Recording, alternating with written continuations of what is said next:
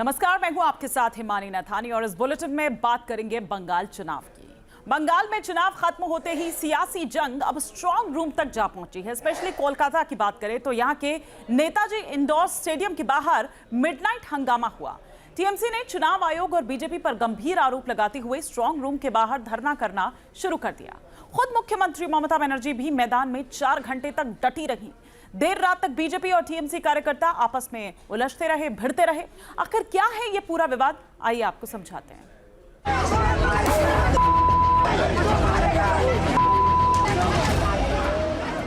ये बवाल और हंगामे की तस्वीरें कोलकाता से आई हैं।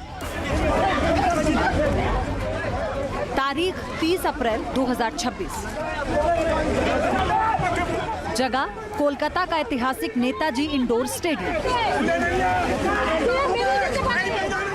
मतदान खत्म हुए अभी 24 घंटे भी नहीं बीते थे कि बंगाल की राजनीति का केंद्र ये स्टेडियम बन गया।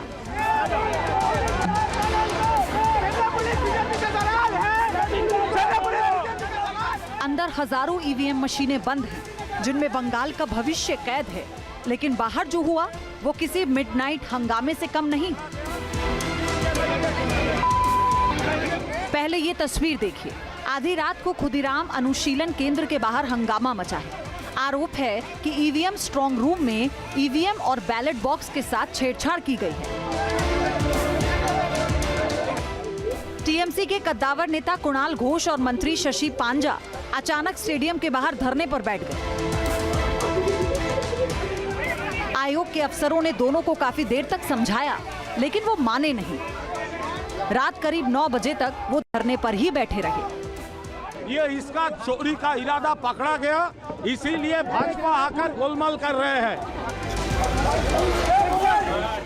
इस हंगामे के बीच मुख्यमंत्री ममता बनर्जी ने मोर्चा संभाला। थोड़ी देर बाद वो भी कोलकाता के सखावत मेमोरियल स्कूल स्थित ईवीएम स्ट्रांग रूम पहुंच गई। वो करीब 4 घंटे तक वहां मौजूद रहीं। देर रात करीब 12:07 पर वो बाहर निकली और मीडिया से मुखातिब होते हुए ईवीएम की सुरक्षा पर सवाल उठाए और अपने कार्यकर्ताओं को स्ट्रांग रूम की अभेद्य किलेबंदी करने का आदेश दिया। ईवीएम मशीन है, इधर में स्टोर रूम है, तो आप लोगों को जानकारी है कि नेताजी इंडोर में सीसीटीवी पे हम पाएंगे और बहुत सारे जगह में कि उधर में मैनिपुलेशन हो रहा है और बाहर का आदमी आके वो खुल रहा है, देख रहा है, पोस्टर डायरेक्ट को इधर उधर कर रहा है। वो देखने के बाद मैंने जब सीसीटीवी देखा टीवी में, तो मैंने सोचा मैं भी उधर देख के आऊँ। तो पहले तो सेंट्रल फोर्सेस मेरे को एंटर ही करने नहीं देते थे।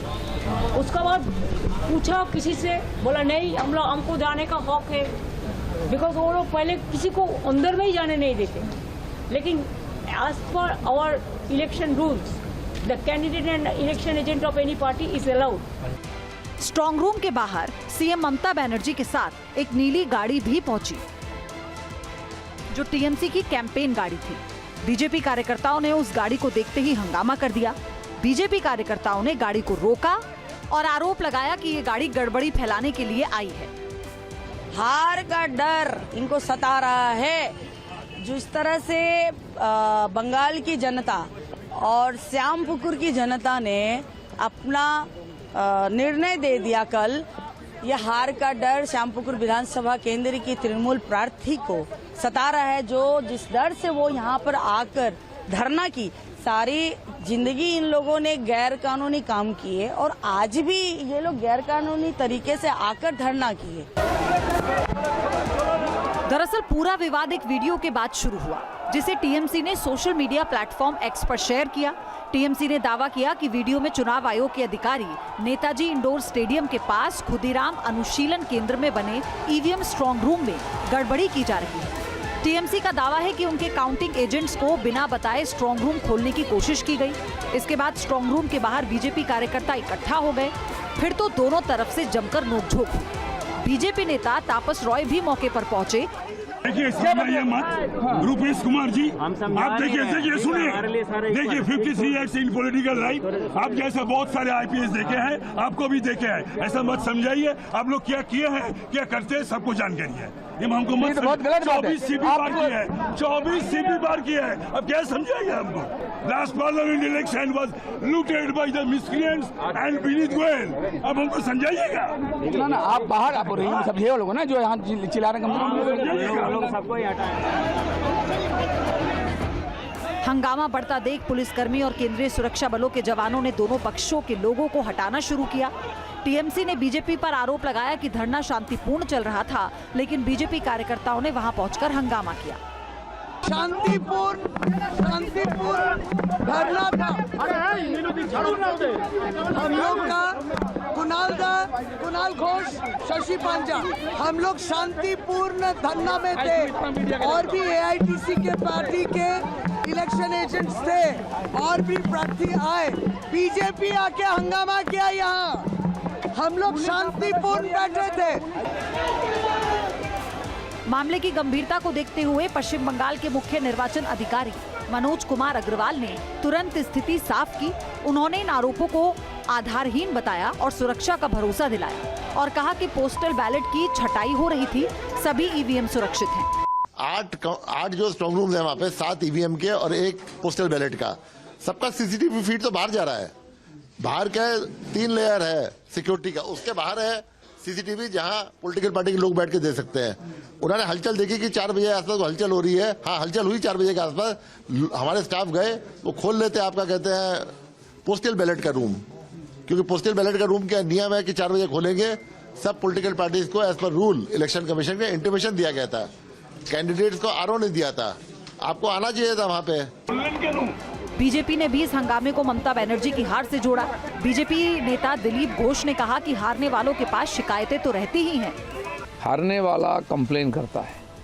पहले हम लोग करते थे कि हम बैकफुट में होते थे, वो लोग सत्ता में होते थे, निश्चित जीतते थे, क्योंकि इतना फॉल्स वोटिंग होता था। अब वो गया पहले। आज लोगों ने जिस प्रकार बढ़ चढ़ के वोटिंग किया है, उससे पता चल गया परिवर्तन हो रहा है। इसलिए टीएमसी बैकफुट में है और कंप्लेन पर कंप्लेन करे जा रहे हैं। हर चीज पे कंप्लेन है। बंगाल की राजनीति में जीत जितनी अहम है, ईवीएम पर विश्वास उतना ही बड़ा सवाल रहता है। एक तरफ आयोग ने सुरक्षा के पुख्ता इंतजाम किए, तो दूसरी ओर सत्ताधारी दल को यकीन नहीं है। 4 मई को जब नतीजे आएंगे, तब पता चलेगा कि जनता ने किसे चुना है। लेकिन तब तक स्ट्रांग रूम के बाहर इसी तरह की गर्मी जारी रहेगी। कोलकाता से विकास चंद्रा के साथ टीम न्यूज़ नेशन। और एक बड़ी खबर जो इस वक्त आ रही है, स्ट्रांग रूम में बवाल पर टीएमसी सांसद डोला सेन का बयान भी सामने आया है कि जो कुछ भी हो रहा है ना तो कानूनी है ना ही नैतिक है। आखिरी फैसला जनता का होगा। ममता दीदी ही जीतेंगी। पहली बार बीजेपी की सरकार बनने वाली है, ये शहजाद पूनावाला कह रहे हैं। टीएमसी की बहुत बुरी हार होने वाली है। इलेक्शन कमिश्नर और बीजेपी गठबंधन से लोकतंत्र खतरे में है, ये प्रमोद तिवारी कह रहे हैं। तो तमाम प्रतिक्रियाएं जो इस पर आ रही है, जो मिडनाइट ड्रामा हुआ, वो हम आपको सुनवा रहे हैं। बीजेपी का हाथ में कुछ नहीं है। 2021 में आपकी बार 200 पर हार गए थे। 2024 में रिजल्ट और भी खराब हुआ। उसको पता है 2026 में और भी खराब होगा, तो करेंगे क्या? तो उसका सपनों देखने का हक है, ड्रीम करने का हक है। उसके ड्रीम के लिए हम बेस्ट विशेस देते हैं, लेकिन रियलिटी अलग है। इधर people will tell the last word and Mamata ji will win. लेकिन इलेक्शन कमीशन की तरफ से जो किया जा रहा है वो सब डेमोक्रेटिक भी नहीं है, लीगल भी नहीं है, एथिकल भी नहीं है, वो भी ठीक है। जब से एग्जिट पोल्स आए हैं और ये स्थिति साफ बनती जा रही है कि बंगाल में पहली बार भारतीय जनता पार्टी की सरकार बनने वाली है और टीएमसी की बहुत बुरी हार होने वाली है, तब से टीएमसी ट्रिपल डी में चली गई है। डी से डिनायल में है कि ऐसा हो ही नहीं सकता। डी से डाइवर्जन करने की कोशिश कर रही है, ध्यान भटकाने की, और डी से ड्रामा मोड में आ चुकी है, क्योंकि टीएमसी हड़बड़ाहट में है, घबराहट में है, तिलमिलाहट में है और आने वाले दिनों की ये सुगबुगा। मैं सिर्फ इतना कहना चाहता हूं, चोर चोर मौसेरे भाई जैसे कहावत उन्होंने कही। आरोप लगता है इलेक्शन कमीशन पे, ये भारतीय जनता पार्टी के प्रवक्ता क्यों डिफेंड करने लगते हैं? दोनों के बीच में कौन सा ऐसा अपवित्र गठबंधन? मैं एक बात साफ कहना चाहता हूं, जो जारी हुआ है वीडियो चिंताजनक, और देश के हर हिस्से में भारतीय जनता पार्टी सरकार जब से आई है बेईमानी करके चुनाव जीतती रही है।